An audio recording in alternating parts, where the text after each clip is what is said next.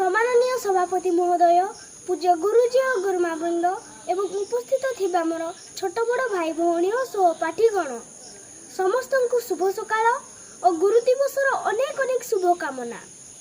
आज पवित्र गुरु दिवस मते किछि कहबार सुजोग मिलिथिबार मु बालादित्य साहू निजको धन्य मन करूअछि।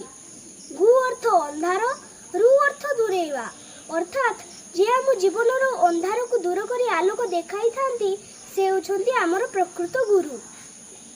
साधारणतः पितामाता आमर प्रथम गुरु। पितामाता परे आम जीवन में आसी थांती विद्यालयर शिक्षक बा गुरु। गुरु भगवान सह तुलनीय। तेणु पुराण में कहुଯାଇଛି गुरु को न मणिब नर, गुरु जे साक्षात ईश्वर। शिक्षक माने आम भविष्य को उज्जवल कर तोली थांती। 1962 मसीहा डॉक्टर सर्वपल्ली राधाकृष्णन को जन्मदिन सेप्टेम्बर 5 तारिख को गुरु दिवस रूपे पालन करा जाए। से 1888 मसीहा सेप्टेम्बर 5 तारिख दिन तमिलनाडुर एक छोट गाँ तिरुत्तनी जन्मग्रहण करथिले।